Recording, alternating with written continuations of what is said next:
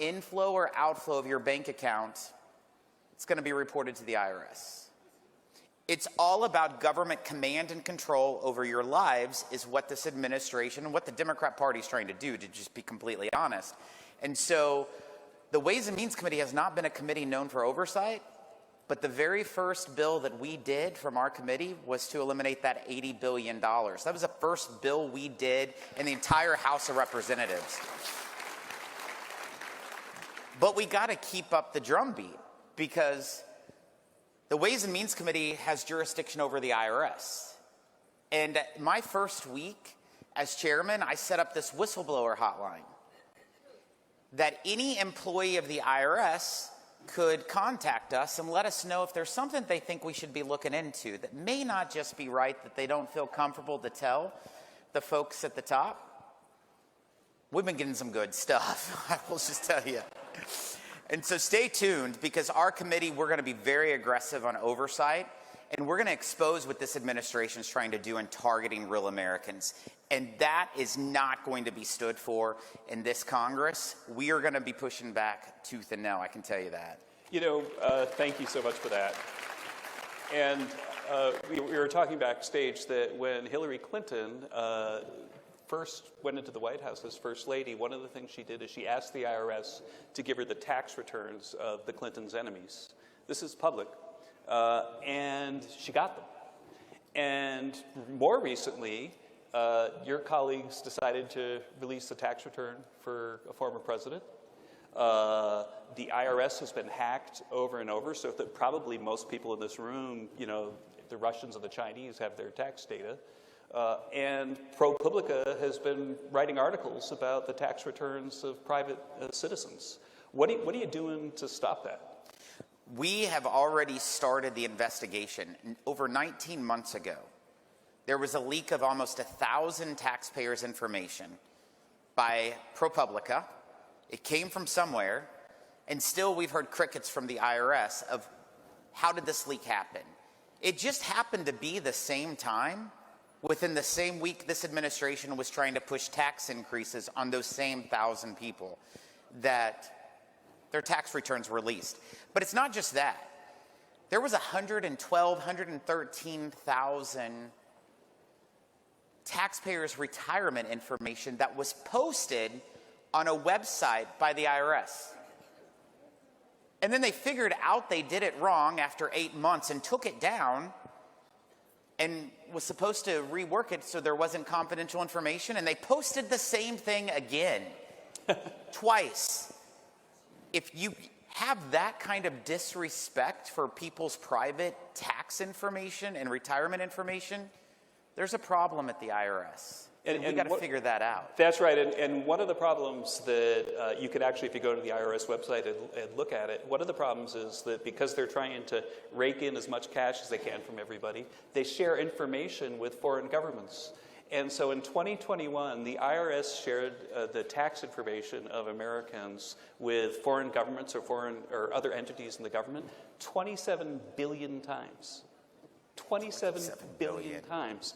And so this is a problem that, you know, thank goodness that you're on the case. But another thing that you've done recently that I've noticed that really fills my heart with joy is that there was an article in Politico, if I remember correctly, that said that that when you came in and you announced that you're going to put the American people and blue-collar workers first, that it sent all the lobbyists in Washington into a tizzy. I'm quoting.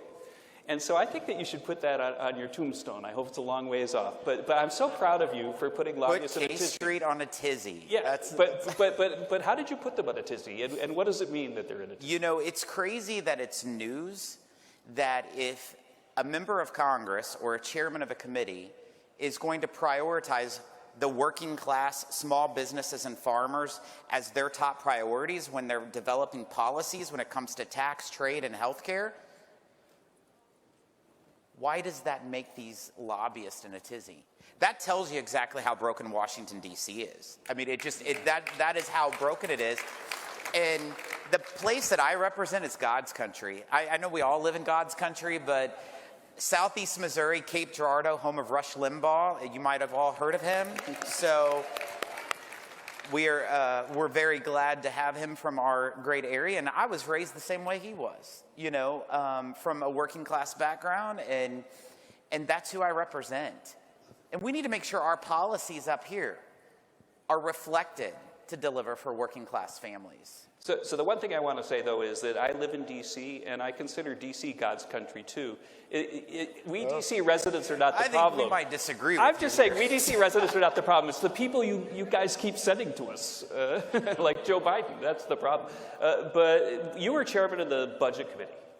And you were chairman of the Budget Committee while the Democrats were being as irresponsible about the budget as any government in U.S. history. And I think people don't understand the scale of what Joe Biden and the Democrats have done before you guys came in. I wonder if you could talk about how they've increased spending, how they've increased the deficit, and so on. Just give us some of the numbers. Joe Biden, Nancy Pelosi, and Chuck Schumer did a very good job during the 2 years that they were one-party control of doing everything wrong. That's exactly what they were doing. Every policy that they made was the wrong policy for our country. In those 2 years, they added more than $10 trillion of new spending. That's not even counting the spending to fund government and keep the lights on. This was just on top of it. $10 trillion. And when you think about it from that perspective, and what did you get for it? You got the highest inflation in 41 years. Inflation's gone up 14.4% since Joe Biden's taken the oath of office. That means it's costing everyone in this room to pay more to put food on their table, clothes on their backs, or gasoline in their cars. And you know what they spent that money on? $780+ million was checks to federal prisoners and stimulus checks. $1,400 stimulus checks to Japanese citizens who live in Japan. They did luxury golf courses, beach bathrooms in South Carolina, moonshine walking trails. Those are the items that was spent in their projects. That is why you're paying more to put food on your table, clothes on your backs, and gasoline in the cars. I am so thankful that we fired Speaker Pelosi, because at least we got a dead stop here.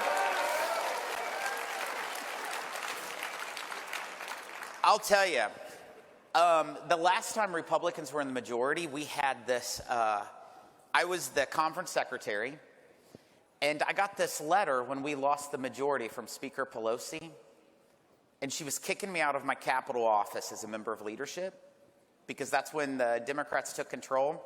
You know what I did to that? I framed it, and I put that letter on my wall in my office. And I said, just as Nancy Pelosi kicked me out of my office, I'm going to kick her. She no longer has that office. So I am so thankful for this country and for the people that I represent, that we can actually have a chance. You know, one of the things that I love most about the Ways and Means Committee, and especially the group that you're leading, is that, we're really good at carping about the awful things that they've been doing, but we're also really good of thinking about fixing things. And I look far into the distant future where you're able to legislate, and you're going to have a president who's going to sign what you're doing. And rather than just talk about all the depressing facts, which are probably going to still be depressing over the next year or two, I wonder if you could talk about your plan to fix all this. So what is it that would be a top priority for you, when you're running the Ways and Means Committee with a friendly president and so on? The very first committee hearing that I did as chairman of the Ways and Means Committee was not in Washington, D.C. I did it in Petersburg, West Virginia. How about that, right? Hello, Petersburg. We need to make sure that the policies that we developed aren't the policies developed by the lobbyists and the well-connected.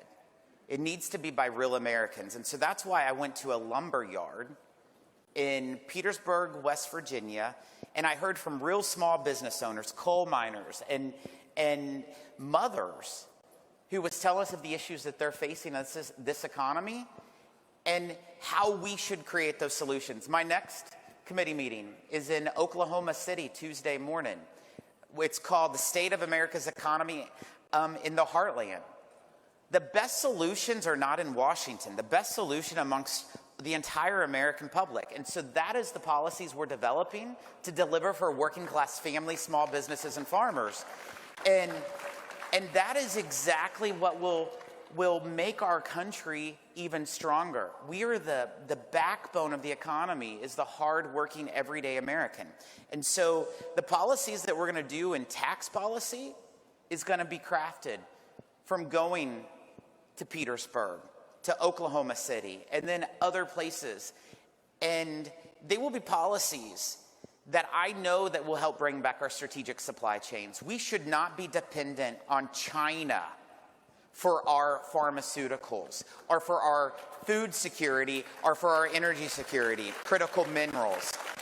And we need to use tax and trade policies to make sure that if we cannot produce those items in our country, it needs to be in countries that are our friends, and China's not our friend. And we should know that, seeing a balloon flying over my congressional district, that's not something that we need to be happy. And so making sure that we're using economic policies, tax policies, trade, and then address healthcare. Access to healthcare is extremely important. In my congressional district, you can go 2 hours before you find a physician or even a hospital. The lifespan of folks that live in rural areas is much less than those that live in urban areas. It's because they die of the basic necessities that a lot of folks just don't have. We want affordability of healthcare, but we want access as well. And you should not be punished because of the zip code you live in. We should all have the same opportunity, and that is what I'm going to be fighting for as a Ways and Means Chairman. You know, one last question. So there's so much to talk about in terms of the failure of the Biden administration on economics. They call inflation the cruelest tax, but their taxes are pretty cruel too. You know, I wonder what you think if you know, I as an economist can think of lots of different things to talk about, but most of them are totally uninteresting to voters. I wonder what you think the main theme, economic theme of the next election cycle is going to be, given the failures of the Biden administration. Well, I think the theme of the next presidential election is going to be based on how the economy that they have presented, as you all know. And it doesn't look that great of where the economy's going. And so I think that is what's going to dictate the theme. But let me tell you, we have a pretty good record of what we need to do to turn this country and this economy around. And the policies that President Trump did from 2016 to 20 in reducing government regulations, like 22-1 at one point, and then passing the 2017 Tax Cut and Jobs Act, that unleashed the economy to the lowest unemployment in a generation. It led to the highest increase in paychecks in a generation. Those are the policies that work. Those are the policies that win. That's what we need to do. I agree. Well, you know, Mr. Chairman, thank you so much for your time and for coming to CPAC. Thanks for watching, and if you haven't already, please consider subscribing to our channel. And while you're at it, please leave us a comment. Thank you for watching.